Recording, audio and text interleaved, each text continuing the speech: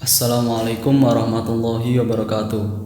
Kepada pemirsa yang terhormat, di bulan Ramadan ini terdapat ibadah sunnah yaitu sholat tarawih yang memiliki banyak sekali fadilah.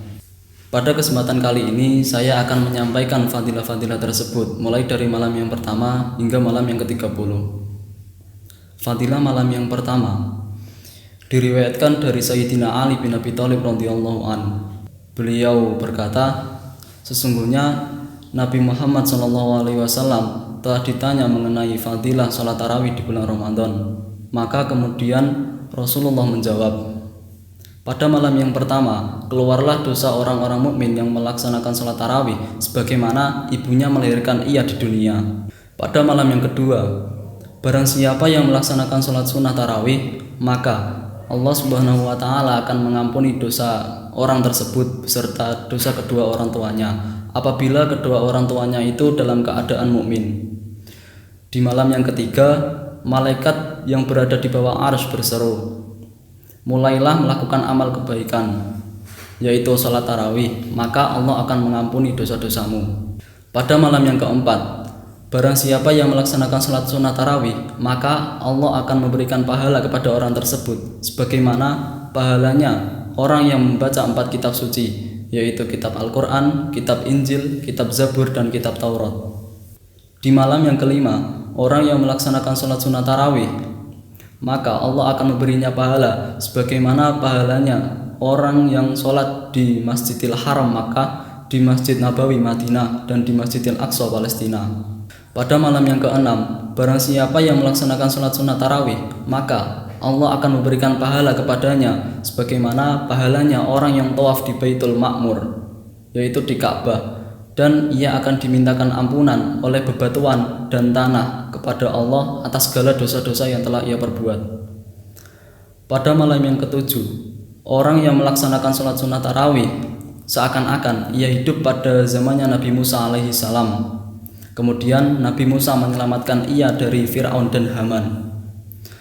Pada malam yang ke-8, Allah Subhanahu wa Ta'ala akan memberikan anugerah kepada orang yang melaksanakan sholat sunnah tarawih sebagaimana anugerah yang telah Allah berikan kepada Nabi Ibrahim alaihi salam. Pada malam yang ke-9, barang siapa yang melaksanakan sholat sunnah tarawih, maka ibadahnya itu dihitung sebagaimana ibadahnya para nabi. Pada malam yang ke-10, Allah akan memberikan rizki yang lebih baik di dunia maupun di akhirat kepada orang-orang yang mau melaksanakan sholat sunnah tarawih di bulan Ramadan di malam yang ke-10 itu.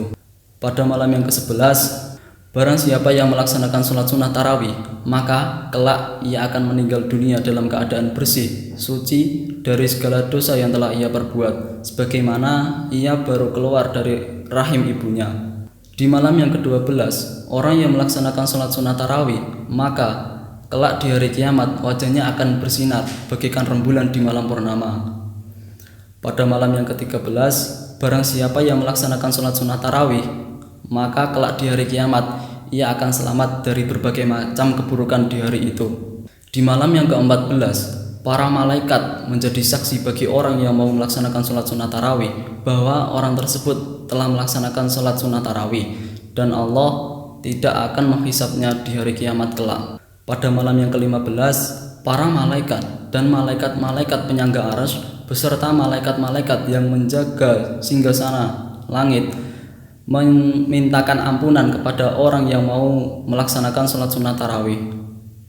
Pada malam yang ke-16, barang siapa yang melaksanakan sholat sunnah tarawih, maka Allah akan mencatat kebebasan dari siksa neraka bagi orang tersebut, dan Allah akan mencatat kebebasan masuk surga. Di malam yang ke-17, barang siapa yang melaksanakan sholat sunnah tarawih, maka Allah akan memberikan ia pahala sebagaimana pahalanya para nabi. Pada malam yang ke-18, malaikat berseru kepada orang yang melaksanakan sholat sunnah tarawih, sesungguhnya Allah telah meridhoimu dan Allah telah meridhoi kedua orang tuamu.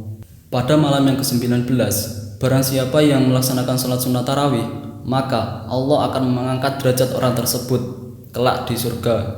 Pada malam yang ke-20, barang siapa yang melaksanakan sholat sunnah tarawih, maka Allah akan memberikan ia pahala sebagaimana pahalanya orang yang mati syahid dan pahalanya orang yang soleh. Di malam yang ke-21, barang siapa yang melaksanakan sholat sunnah tarawih, maka Allah akan membangunkan baginya rumah di surga yang terbuat dari cahaya. Pada malam yang ke-22, barang siapa yang melaksanakan sholat sunnah tarawih, maka kelak di hari kiamat ia akan selamat dari berbagai macam kebingungan dan kesusahan yang ia alami. Pada malam yang ke-23, barang siapa yang melaksanakan sholat sunnah tarawih, maka Allah akan membangunkan kota baginya di surga. Di malam yang ke-24, barang siapa yang melaksanakan sholat sunnah tarawih, maka ia akan mendapatkan 24 doa yang mustajab. Pada malam yang ke-25, barang siapa yang melaksanakan sholat sunnah tarawih, maka kelak ia tidak akan mendapatkan siksa kubur. Di malam yang ke-26, barang siapa yang melaksanakan sholat sunnah tarawih, maka Allah akan meningkatkan baginya pahala selama 40 tahun. Pada malam ke-27, barang siapa yang melaksanakan sholat sunnah tarawih, maka kelak saat ia melewati syurat, ia akan melewatinya dengan sangat mudah dan cepat, seperti kilat yang menyambar. Pada malam yang ke-28, Allah Subhanahu wa Ta'ala akan mengangkat 1000 derajat bagi orang yang mau melaksanakan sholat sunnah tarawih. Pada malam yang ke-29, barang siapa yang melaksanakan sholat sunnah tarawih, maka Allah akan memberikan pahala kepada orang tersebut sebagaimana pahala 1000 ibadah haji, yang mana semua ibadah haji tersebut diterima oleh Allah. Pada malam yang ke-30, Allah berfirman, makanlah buah-buahan dari surga dan mandilah dengan air salsabil dan minumlah dari telaga Kausar. Sesungguhnya aku adalah Tuhanmu dan engkau adalah hambaku. Itu tadi adalah hal-hal yang dapat saya sampaikan mengenai fadilah-fadilah sholat tarawih di bulan Ramadan. Dengan itu kita dapat simpulkan alangkah besar nikmat, maghfirah dan anugerah yang diberikan Allah kepada hamba-hambanya di bulan Ramadan ini pada saat sholat tarawih. Semoga apa yang saya sampaikan ini dapat meningkatkan semangat kita saat menjalankan sholat sunnah tarawih di bulan Ramadan ini. Cukup sekian, apabila ada tutur kata yang kurang berkenan di hati, saya mohon maaf. Assalamualaikum warahmatullahi wabarakatuh.